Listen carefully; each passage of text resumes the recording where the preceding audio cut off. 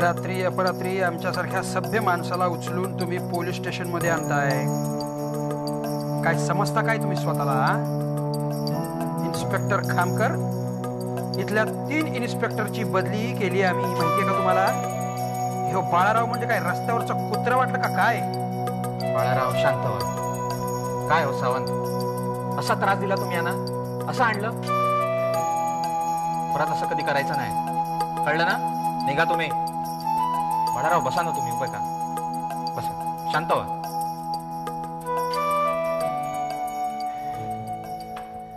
तुम्हाला थोडे प्रश्न विचारायचे होते म्हणून त्रास दिला.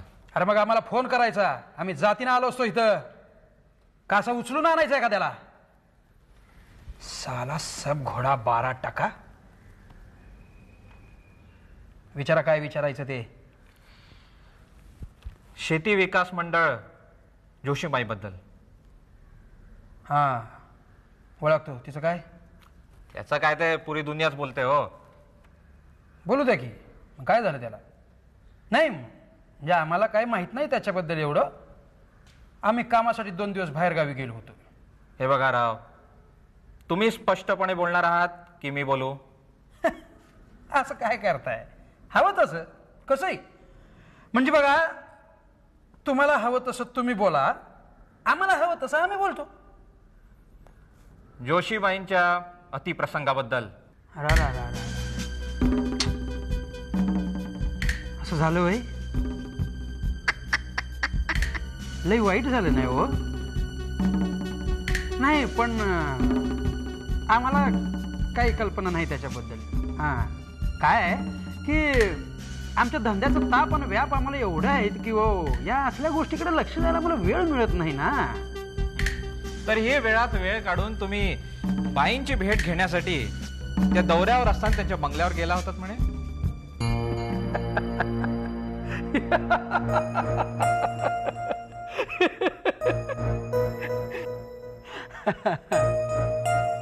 नाही, मला एक सांगावं साहेब, हे सगळं तुम्ही पोलीस चौकीचं काम सोडून हल्ली काय सिनेमाच्या स्टोऱ्या लिहायला लागला काय? गंमत खूप झाली राव. तुम्ही काय केलं आणि कुठे होतात हे तुमचे हरिशेठ इकडे येऊन सारी जबानी देऊन गेलेले आहेत.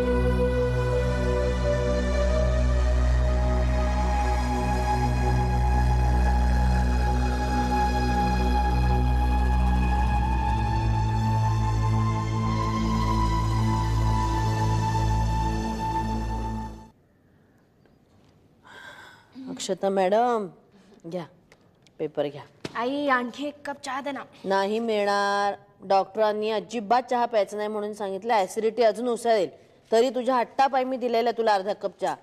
चाक चूक काही करू नकोस, कळलं ना? चल चल आटप लवकर. पेपर वाचून झाला की आंघोळीला जा ग. हो. पाणी जातं हल्ली लवकर.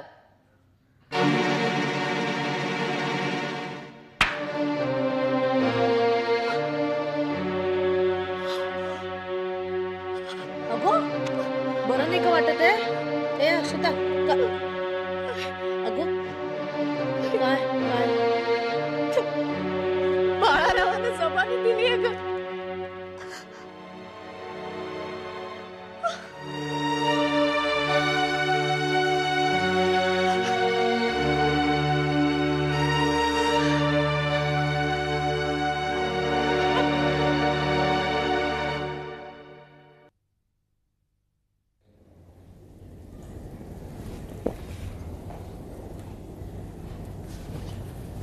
आई, अक्षता कुठं आहे?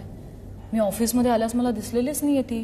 का डॉक्टरांकडे गेलीये का? नाही नाही, डॉक्टर आले होते, तपासलं तिला, इंजेक्शन दिले, त्याने झोप लागले तिला.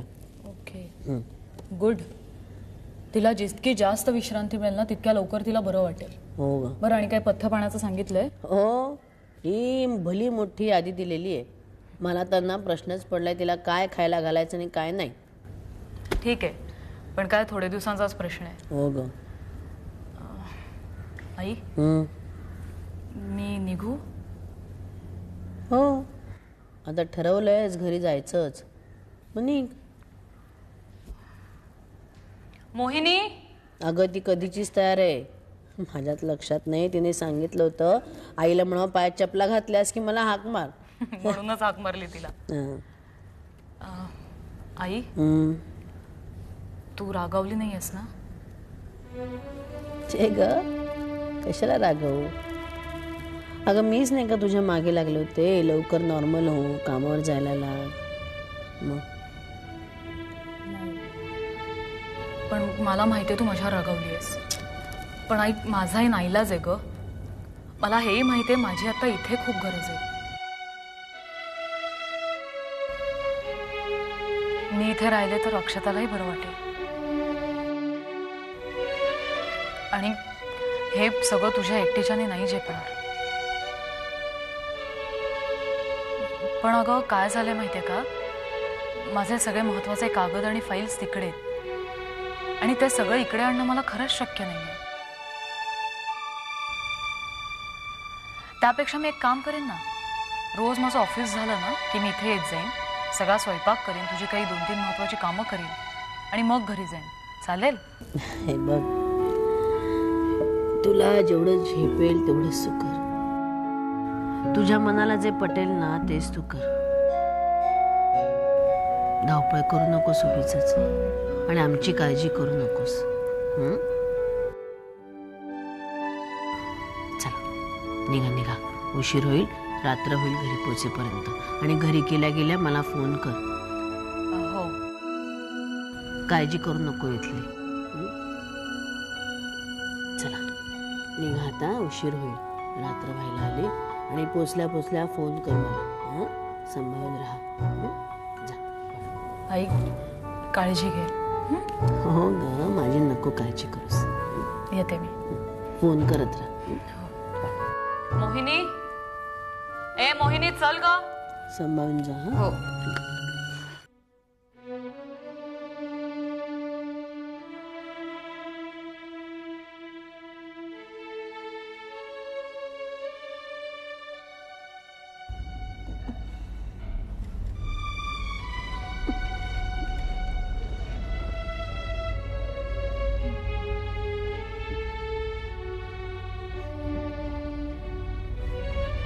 झोप लागली आहे का ग? नाही लागत आहे. सतत विवळतीये, तळमळतीये.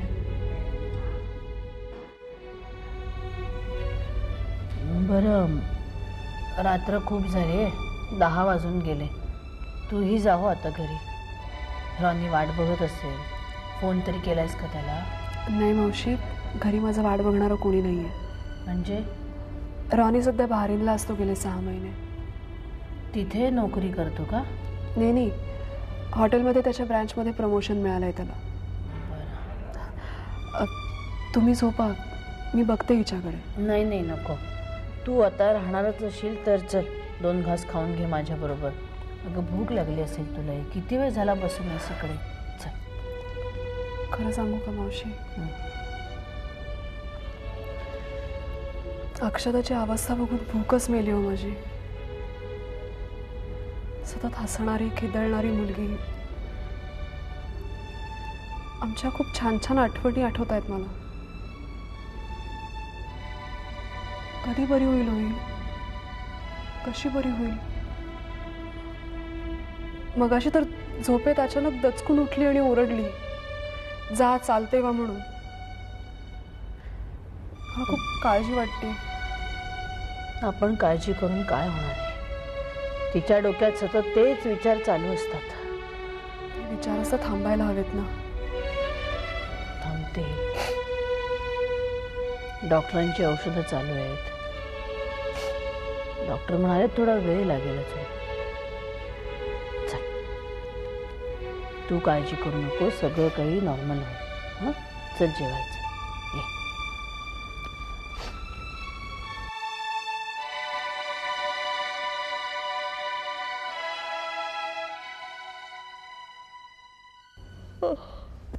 Good morning. आता कसं वाटतंय? बरं वाटतंय. काल रात्रभर झोप नाही आहे तुला, तुझ्यामुळे मलाही. सॉरी ग. अगं याच्यात सॉरी म्हणण्यासारखं एवढे काही नाही वेडे. अगं आई कुठे आहे? ताई कशाला, मी आहे ना, मला सांग. मला औषध घ्यायचं होतं ग. अगं मग सांग ना, कुठलं द्यायचं आहे आत्ता? नाही, त्याआधी काहीतरी खायला हवं. मग खायला आणू का काही? भजी वगैरे चालतील? कर तू, टिंगल कर माझी. अगं सिरियसली सांग ना, काय हवंय? नाही, आई आणेल आता काहीतरी, कसलं तरी बेचव सूप. Good morning. सुप्रभात अक्षता मॅडम. चला उठा, सूप प्यायचे ना. बस. नकोय ग. अगं असं कसं, बस बस देते. तुम्ही काही भरवणार आहात का तिला? अगं ताकद नाही तिच्या अंगात.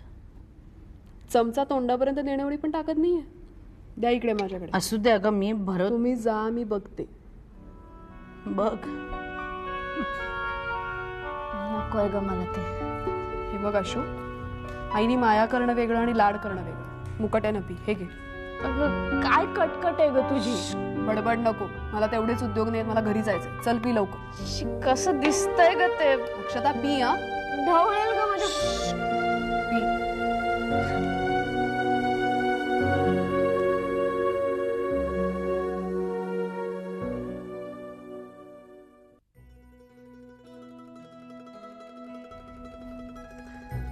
चांगली फ्रेश दिसतेस आज.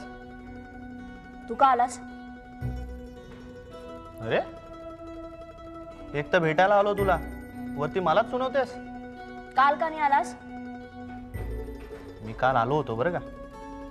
झोपली होतीस तू. खोटं बोलू नकोस. आईने मला सांगितलं कसं नाही. भांडायचंय का तुला? मग पुन्हा चिडचिड करून पोटात दुखायला हवाय तुला? आत्ताच मी म्हटलं चांगली फ्रेश दिसतेस तू आणि लगेच चिडचिड करून दिवस आणि मूड दोन्ही खराब करायचंय का? पोटात दुखत नसतं तेव्हा मी छानच दिसते. म्हणून भांडायचं? अगं जरा गोड बोल माझ्याशी. नीट वाग, लगेच बरी होशील बघ. एक तर ना तू आधीच मुंबईला येऊन या डॉक्टरकडनं ट्रीटमेंट घ्यायला हवी होतीस. तुला मी चांगली बरी व्हायला हवी. म्हणजे काय? हा काय प्रश्न झाला? हो, पण त्यासाठी तुला नीट औषधं घ्यावी लागतील, पथ्य पाळावं लागेल. नुसतं त्यानेच मला बरं वाटणार नाहीये. मग डॉक्टरांनी काही आणखी वेगळं करायला सांगितलंय का? हो, पण मला नाही, बाकीच्यांना. बाकीच्यांना? हा काय वेगळाच प्रकार आहे ट्रीटमेंटचा? मला रोज रोज तेच तेच विचार येऊ नयेत म्हणून बाकीच्यांनी काही पथ्य सांभाळायचे. हो, आय सी. म्हणजे नक्की काय करायचंय बाकीच्यांनी? त्याची जशी मला रोज भेटायला येते तसं तूही यायचंस रोज, न चुकता. बरं, म्हणजे मी बाहेर गावी गेलो नसीन तर येईन मध्ये मध्ये. आता पण अगं मी बाहेर गावीच गेलो होतो, परवा झालो. तेव्हापासून मी एक एक चक्कर मारतोय रोज. चक्कर बिक्कर काय नाही, रोज भेटायचं. झोपली असेल तर परत यायचं 4-5 तासांनी. रोज यायचं. तू झोपली असशील तर पुन्हा यायचं 4-5 तासांनी. बघू. बंटी प्लीज, हे प्रकरण संपेपर्यंत, मला नीट बरं वाटेपर्यंत तरी तू रोज ये ना भेटायला. Okay, promise. थँक्स.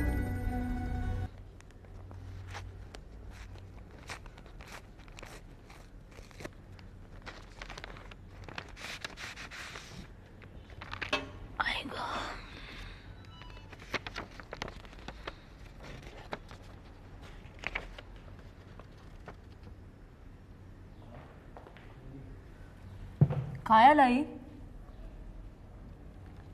पुढच्या सोमवारी कोर्टात हजर राहण्याचा आदेश.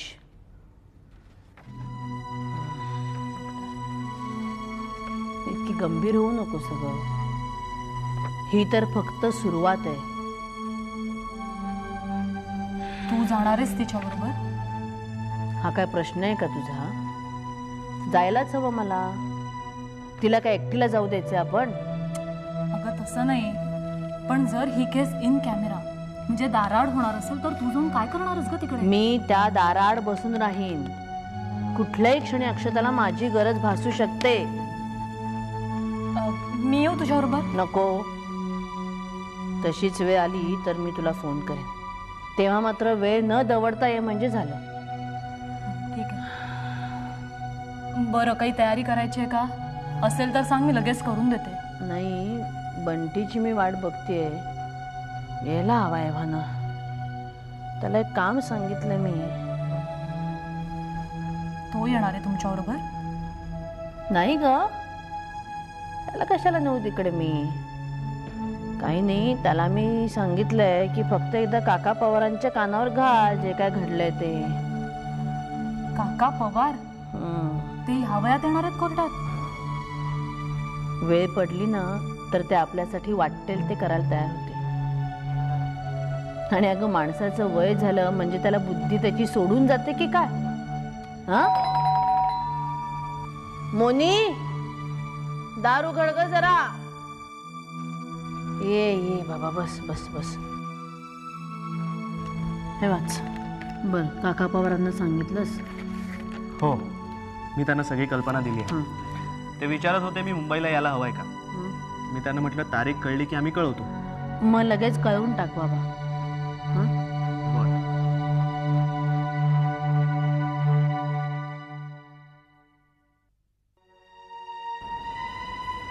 मला एक गोष्ट कळत नाहीये, अक्षतासारखी एवढी कणखर मुलगी आणि ती त्या बाळारावाच्या नावाने किंवा आठवणीने इतकी हवालदिल होती. ती का आणि कुणाला घाबरते? तुला मुळात एक माहिती आहे का बंटी, तिची ही धास्ती हेच तिच्या दुखण्याचं मूळ आहे. तिथे आपण, तू, मी किंवा अजून कोणी काही करू शकत नाही. तिची भीती मुळात जायला हवी.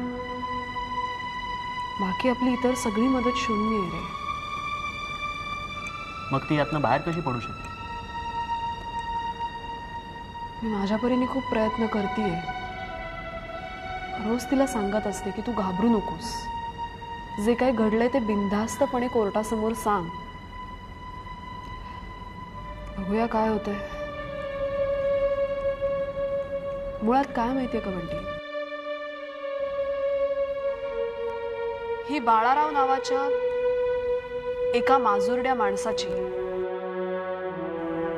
अक्षता नावाच्या सरकारी अधिकारी असलेल्या स्त्रीला वाटणारी भीती नाहीये. ही एका सेन्सिटिव्ह, भावनाप्रधान स्त्रीला वाटणारी एका पुरुषाची भीती आहे. हो, आणि असं ती बोललीये मला. वर हेही म्हणालीये की आईच्या संस्कारांमुळे ती पत्रकारांसमोर किंवा इतर कोणाही समोर हे बेधडकपणे बोलू नाही शकत आहे. सॅड.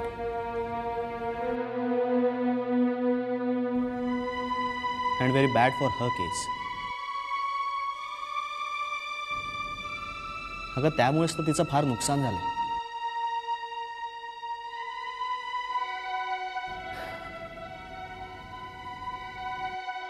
प्राची, मला यातलं फारसं काही कळत नाही,